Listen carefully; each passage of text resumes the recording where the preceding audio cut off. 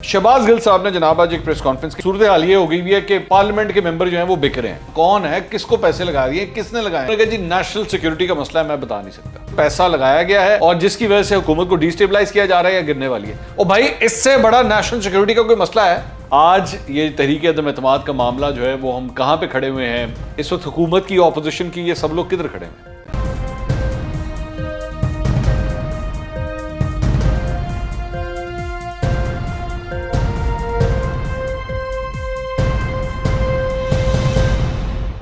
अस्सलाम वालेकुम नाज़रीन, मैं हूं मंसूर अली खान। अपने YouTube चैनल के ऊपर आपको खुशामदीद कहूँगा। सबसे पहले आपसे दरख्वास्त के चैनल को सब्सक्राइब करना मत भूलिएगा और बेल आइकन ज़रूर प्रेस कीजिएगा। नाज़रीन, बहुत से मैसेजेस, बहुत से कमेंट्स, मुझे व्हाट्सएप के ऊपर भी कई मैसेजेस आते हैं जो बेसिकली पूछते हैं कि जनाब एक्चुअली असल सिचुएशन क्या है। आज ये तहरीक अदम एतमाद का मामला जो है वो हम कहाँ पर खड़े हुए हैं, हुकूमत की इस वक्त क्या पोजीशन है। बयान दोनों साइड से कहा जा रहा है कि जनाब नंबर हमारे पूरे हैं, कोई परेशानी नहीं, कोई मसले की बात नहीं है। तो असल सूरत हाल बताइए क्या है। मैं उसके बारे में आपको तफसील से बताता हूं, लेकिन उससे पहले मैं बताता हूं अभी थोड़ी देर में, लेकिन उससे पहले शहबाज गिल साहब ने जनाब आज एक प्रेस कॉन्फ्रेंस की, लाहौर के अंदर तशरीफ रखते थे और एक प्रेस कॉन्फ्रेंस की। मैंने प्रेस कॉन्फ्रेंस बड़े गौर से इसलिए सुनी क्योंकि मैं देखना चाह रहा था कि अब नया बेसिकली नैरेटिव क्या है जो ये बेचना चाहते हैं हुकूमत की जानिब से लोगों को, ताकि पता लगे कि भाई ये जा किस तरफ रहा है। अच्छा, एक बात जो मैंने अब तक देख ली है, जो मैं पिछले 2-3 दिन से देख रहा हूं, वो ये है कि ये इन लोगों ने ये तहिया कर लिया है कि एक चीज़ जो इन्होंने वो बेचनी है ना, वो ये है कि जनाब ऑपोजिशन ने बंदे खरीद लिए हैं। ठीक है, ये नैरेटिव अब चलेगा ये। और मैंने आपको बताया था कि ये होता भी है, ये होता भी है और ये दोनों साइड से होता है। ये कोई इतने पवित्र नहीं है, ये हुकूमत के अंदर जो बैठे हुए ना ये इतने पवित्र है, ना ऑपोजिशन के अंदर जो बैठे हुए वो इतने पवित्र हैं। ये दोनों ने घाट घाट का पानी पिया हुआ, इन दोनों को पता है ये क्या कर रहे हैं। अच्छा, मैं मिसाल के तौर पे अब आप देख लीजिए कि मुल्तान के अंदर वजीर आला पंजाब उस्मान बुज़ार साहब मुल्तान में पहुंच गए आज और रात उधर ही गुजारनी है उन्होंने। और उसका मकसद ये होगा कि साउथ के जो लोग नाराज़ हुए हैं उनके साथ मुलाकातें की जाए। मैं ये नहीं कह रहा कि उनको खरीद रहे होंगे, लेकिन ऑब्वियसली उनको मनाने के लिए, मनाने किस तरह मनाया जाता है भाई? मनाने के तरीके होते हैं, या तो पैसा दिया जाता है, या डेवलपमेंट फंड्स दिए जाते हैं, या उनको स्कीमें दी जाती हैं, वो अपनी हल्के के लिए मुख्तलिफ चीज़ें मांगते हैं, उनको दी जाती हैं। साड़ा बंदा ऐसे ला दे, उधर की तैनाती दे दें, ये कमेटी देते हैं, ये तरीके होते हैं इसी तरह मनाने के लिए। तो उस्मान बुज़ार से मुल्तान पहुंचे। Anyways, coming back to Shahbaz Gill. तो शहबाज गिल साहब ने कहा जनाब कि बात यह है कि ये जनाब सूरत हाल ये हो गई है कि पार्लियामेंट के मेंबर जो हैं वो बिक रहे हैं। और ये सूरत हाल हो गई है कि एंकर भी जो है ना वो हंस के सवाल कर रहा होता है कि ले जी देखें आपके बंदे जो हैं वो बिक गए हैं, इस पे इनको कोई प्रॉब्लम ही नहीं है। पहली बात तो मुझे नहीं पता ये किस एंकर ने ये कहा है, क्योंकि उन्होंने किसी एंकर का नाम नहीं लिया। ठीक है। दूसरी बात ये कि इन्होंने एक और बात यहां पे ये कही कि जी 12 बंदे जो हैं वो अगर बिक गए हैं तो हम ये, जब उनसे उन्होंने कहा कि जी हम ये इसलिए नहीं बता सकते कि नेशनल सिक्योरिटी का मसला है।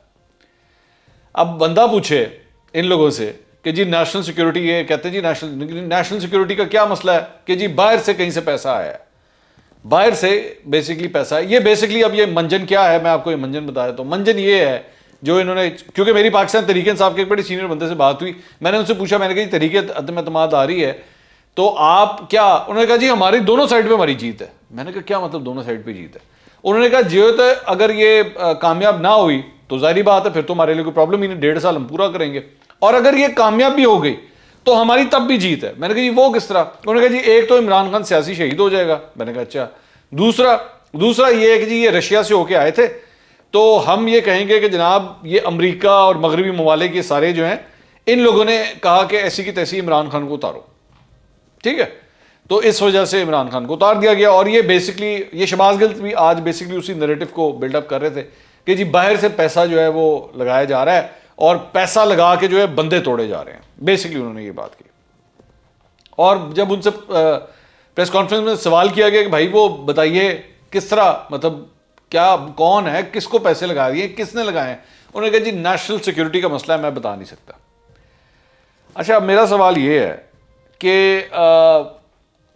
यहां पे एक मुल्क की हुकूमत गिरने वाली है, अगर गिरने वाली है, मैं चलें अगर का लफ्ज इस्तेमाल करता हूं कि एक मुल्क की हुकूमत गिरने वाली है और इनके मुताबिक बाहर से कहीं से कोई पैसा लगाया गया है और जिसकी वजह से हुकूमत को डिस्टेबलाइज किया जा रहा है या गिरने वाली है। और भाई इससे बड़ा नेशनल सिक्योरिटी का कोई मसला है? इससे बड़ा नेशनल सिक्योरिटी का कोई मसला हो सकता है क्या कि एक इलेक्टेड गवर्नमेंट बकौल शहबाज गिल, मैं शहबाज गिल की अपनी जो थ्योरी है मैं उसके मुताबिक ही बात आगे करता हूं कि बकौल उनके कि एक इलेक्टेड गवर्नमेंट को डिस्टेबलाइज किया जा रहा है और पैसा लगाया जा रहा है बाहर से, तो बताया इसलिए नहीं जा सकता, नाम नहीं ले सकते, हम नाम इसलिए नहीं ले सकते क्योंकि जी नेशनल सिक्योरिटी का मसला है। और मेरे भाई इससे बड़ा नेशनल सिक्योरिटी का क्या मसला है? आपने अब नाम नहीं लेना तो क्या मतलब आज से 2 साल के बाद लेना है? और जनाब वो फलाम मुल्क ने पैसा लगाया था जिसकी वजह से हमारी हुकूमत गई थी, उसका कोई फायदा नहीं। शाम जब निकल जाए उसके बाद लकीर पीटने का कोई फायदा नहीं होता। तो या तो आपके इस अगर तो बोलना है तो पूरा सच बोलना है, वरना हम ना बोले चुप हो जाएं, इसका कोई फायदा नहीं है इसका। और मैं ये हकीकत है, मैं खुद ये कह रहा हूं कि पैसा चलता है पाकिस्तान के अंदर, ऐसे मौकों पे पैसा चलता है। परवेज खटक साहब, आज मैं उनका एक बयान देख रहा था, उन्होंने फरमाया जी हमने ऑपोजिशन के भी 7 बंदे मिला लिए हैं अपने ऑपोजिशन के, वो ये फरमा रहे हैं और बड़े दिनों से ये क्लेम कर रहे हैं। और ये लोग भी पाकिस्तान तहरीक इंसाफ के दूसरे लोग भी कह रहे हैं कि जी हमने ऑपोजिशन के 7 मेंबर हमने अपने पास मिला लिए हैं। अब ये क्या इसके ऊपर भी ये कहा जाए कि हाँ जी आप लोगों ने भी पैसा चलाया? अच्छा, दूसरी बात ये है कि सोने पे सुहागा, मतलब वो जमात कौन सी कह रही है जिसने फैसल वाडा जैसे बंदे के लिए, जिसके पास बेतहाशा पैसा है, उसके लिए अपनी 2 सीटें कुर्बान करवा दी। कौमी असेंबली की सीट भी गई, सेनेट की सीट 9 मार्च का इलेक्शन उसका भी है, मामला अदालत के अंदर है, लेकिन वो सीट भी अगर 9 मार्च को इलेक्शन हो गया तो वो भी गई। उसके लिए आपने जमीन आसमान एक कर दिया। किसी बेचारे वो गरीब मिडिल क्लास के बंदे के लिए तो यार आज तक ये सब कुछ नहीं किया आपने। फैसल वाडा के लिए दर दर सब कुछ हो गया। उसके बाद बलूचिस्तान के अंदर वो जो एक साहब जिनको आपने शामिल किया था पहले, और उसके बाद पार्टी में रेजिस्टेंस आई तो आपने वो टिकट वापस ले लिया। बाद में वो आज़ाद इलेक्ट हुए और बाद में उनको तरीके इंसाफ में शामिल कर लिया। उन्होंने कहा चलो इस तरह तो होता नहीं, यूं करके पकड़ लो। और वो आबड़ो साहब जिनको सिंध से आप लोगों ने इलेक्ट करवाया, आपके अपने एमपीए इल्जामात लगा रहे हैं पैसे लगाने का कि जी पैसा चला है उसके अंदर। ये आपके अपने एमपीए ने कहा, मैं नहीं कह रहा। तो कितने को आप लोग पवित्र हैं इसकी बातें बाद। मैं ये नहीं कह रहा कि ऑपोजिशन बड़ी को साफ सुथरी है, उन्होंने भी दुनिया जहान का गंद किया हुआ है, वो लोग भी मतलब मशहूर हैं इस मामले में, पैसा चलाने के मामले में। लेकिन आपकी सिर्फ प्रेस कॉन्फ्रेंसों से जो है वो बात नहीं बनेगी, आपको सबूत ला के सामने रखने पड़ेंगे कि जनाब ये 12 बंदे हैं, इन्होंने ये इतना पैसा लिया है, यहां से ये पैसा आया था और इस तरीके से पैसा दिया गया। ये आप जब तक नहीं सामने करेंगे तब तक आपकी बात नहीं बनेगी। एक बात। दूसरी बात, बिलावल भुट्टो के बारे में ये फरमा रहे कि जनाब उसको उर्दू नहीं बोलनी आती। बिलावल भुट्टो को कौन सी लैंग्वेज आती है, कौन सी लैंग्वेज नहीं आती, ये बात अगर शुरू हुई ना तो पता नहीं कहां तक चली जाएगी। और वहां तक चली जाएगी कि जहां पे शहबाज गिल साहब ना आप और ना इमरान खान साहब इसका दिफा कर सकेंगे। तो इसलिए किसी की लिंग्विस्टिक स्किल्स के बारे में ना ही बात करें तो बेहतर है। ठीक है, मैं मजीद इस पर नहीं जाना चाहता। अब 2+2 आप लोग खुद कर लें कि मैं क्या कहना चाह रहा हूं कि किसको कितनी को लैंग्वेजेस आती हैं और नहीं आती, इस पर छोड़ें क्या बात करनी मैंने। आगे चलें। हाँ, इतना मैं इसे कहते हैं हिस्ट्री को ट्विस्ट करना। इन्होंने फरमाया और बेसिकली बात की कारगिल के हवाले से।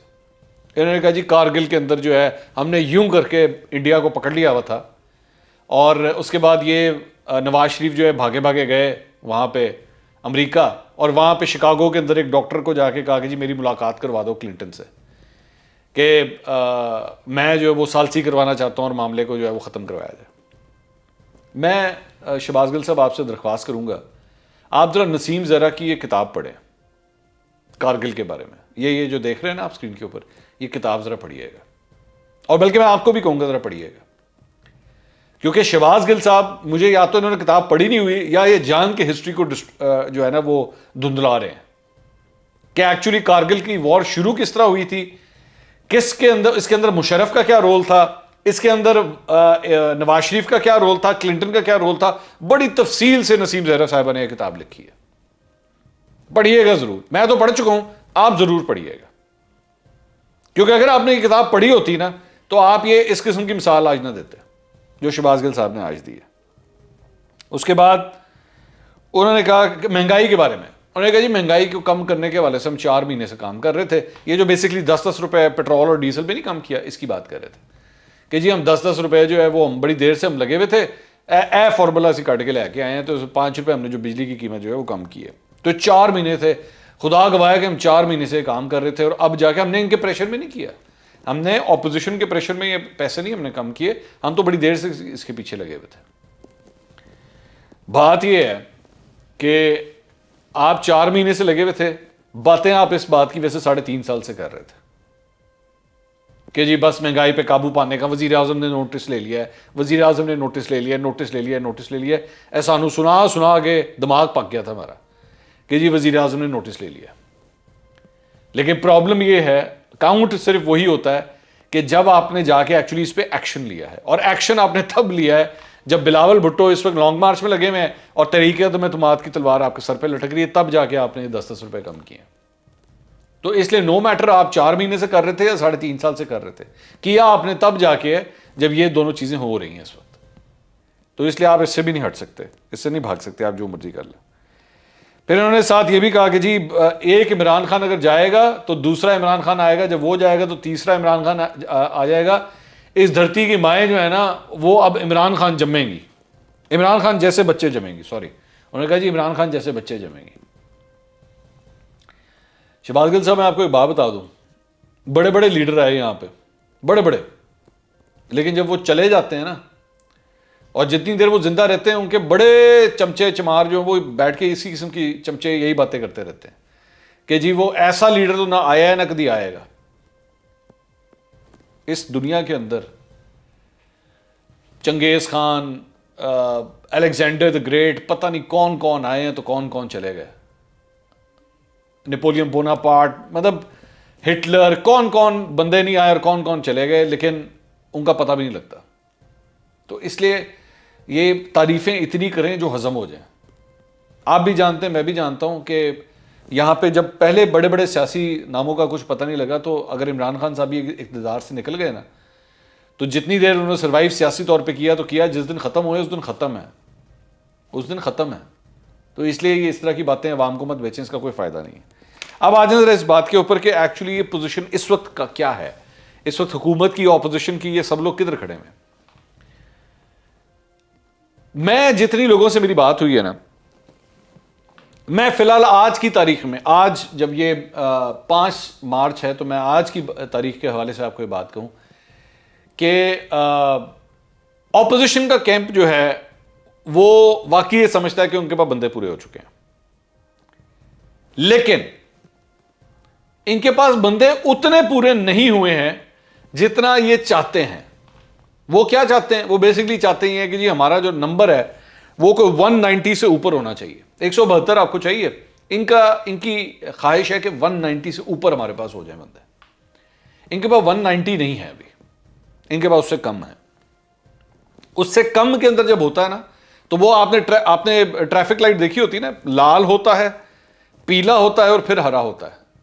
ये इस वक्त ना लाल में है ना हरे में, ये पीले में है इस वक्त, जिसकी वजह से ये हिचकिचाहट का शिकार हैं, जिसकी वजह से डाउट्स मौजूद हैं कि ये हो जाएगा या नहीं होगा। 172 का फिगर जो है वो क्रॉस करना बहुत जरूरी है, जिसकी वजह से ये मामला जो है वो तय नहीं हो पा रहे, जिसकी वजह से थोड़ी सी हिचकिचाहट है कि करें या ना करें, करें या ना करें। दूसरी बात यह कि काफ लीग की तरफ से भी जो है वो मिक्स सिग्नल्स आ रहे हैं। काफ लीग ने एक टांग इधर रखी हुई, एक टांग उधर रखी हुई। हकीकत ये है, ये दोनों तरफ खेल रहे हैं। ये थोड़ा सा बैंड इस तरफ करते हैं, थोड़ा सा बैंड उस तरफ करते हैं, और मामला वही है वजारत आला का कि वजारत आला कौन देता है। वो मुझे ये लगता है कि काफ लीग बेसिकली ये देख रही है कि जी आखिरी दिन तक जाके किसका पलड़ा भारी होगा, जिसका भारी होगा उस साइड पे चले जाएंगे। अच्छा, दूसरी बात, अब इस सारी चीज के अंदर जहांगीर तरीन, मैं अभी इनको शहबाज गिल साहब से एक सवाल किया गया जहांगीर तरीन के बारे में, उन्होंने यही इंप्रेशन दिया जी जहांगीर तरीन हमारे साथ है। जहांगीर तरीन नहीं है आपके साथ। जहांगीर तरीन group is not with you. ये बिल्कुल झूठ है, ये बिल्कुल फजूल बात है। बल्कि अभी मैं देख रहा था वो खाकवानी साहब ने एक इंटरव्यू भी दिया है रऊफ क्लासरा साहब को, उसमें उन्होंने क्लियर कट कहा है कि जी उनकी लॉयल्टीज किस तरफ हैं। और मैं आपको अंदर की भी मेरी अपनी बात हुई है, मुझे पता है कि वो ग्रुप इनके हाथ से जा चुका है। ठीक है, तो नंबर गेम जो है ना वो यहां पे फंसी हुई है इस वक्त। ये जिस दिन क्लियर हुआ, अच्छा हुकूमत वाली साइड पे आ जाएं, हुकूमत को भी इस बात का पता है, दे आर एब्सोल्युटली मतलब टेरिफाइड, टेरिफाइड, मैं मतलब यही लफ्ज मैं आपको कह सकता हूं कि मैंने जितनी घबराहट इस मर्तबा अब मैं इनके चेहरों पे देख रहा हूं, मैंने आज तक पहले नहीं देखी। हुकूमती नुमाइंदों के चेहरों पे जो घबराहट मैं इस वक्त देख रहा हूं, मैंने 3.5 साल में नहीं देखी। क्योंकि वो जिसे कहते हैं ना, जैसा रेत होती है, आप यूं करके पकड़ते हैं और आपके हाथ से स्लिप होती है। अटेम्प्ट कर रहे हैं वो पूरी अटेम्प्ट कर रहे हैं कि हम अपने नंबर जो है वो पूरे रख पाए, लेकिन उनके लिए मुश्किल हो रहा है। बिल्कुल जिस तरह एक वो डूबते को तिनके का सहारा होता है ना, वो पानी के अंदर हाथ पांव मारता है, उसकी कोशिश होती है मेरे हाथ में कुछ आ जाए।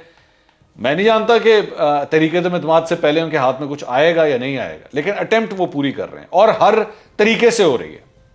हर तरीके से मुराद के मतलब अपने सारे वज़राए आला, दोनों वज़राए आला को, गवर्नरों को, वज़ीर आज़म खुद, जैसे कहते हैं ना 5वें गियर के अंदर इस वक्त काम चल रहा है कि मामले को ठीक करो, संभालो मामले को, हाथ से निकल जाएगा।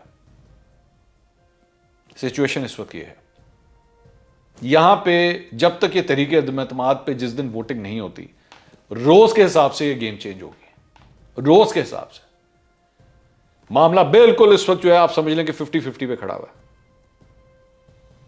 ऑपोजिशन का कैंप ये क्लेम करेगा जी हो गया बल्ले बल्ले साढ़े कुल सब कुछ है, हुकूमत का कैंप भी यही क्लेम करेगा।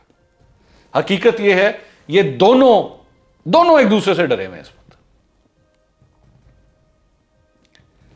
रेस होती है ना, जब रेस 100 मीटर की रेस होती है, तो जो पहले 3 खिलाड़ी होते हैं ना, जो तगड़े होते हैं, मैं इसलिए कह रहा हूं क्योंकि मैं खुद भी एक जमाने में स्विमिंग करता रहा हूं, तो मैं खुद भी रेसेस लगाता था।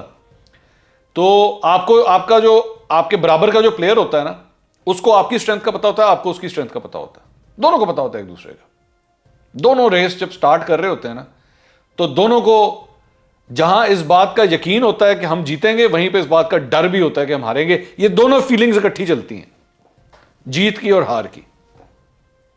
ये फीलिंग इस वक्त इन दोनों में है, दोनों में है। लेकिन आप वैसे पब्लिक डोमेन में जाके इनसे बात करेंगे तो सत्य खैरान है, हम काबू में, कोई मसला नहीं। अंदर से दोनों डरे हुए हैं, ऑपोजिशन भी और हुकूमत भी, लेकिन ये इंप्रेशन नहीं देंगे। ये है आज की सूरत हाल। लेकिन रोज के हिसाब से गेम बदलेगी, रोज के हिसाब से। अगले वीलॉग में दोबारा मुलाकात होगी। अल्लाह हाफ़िज़।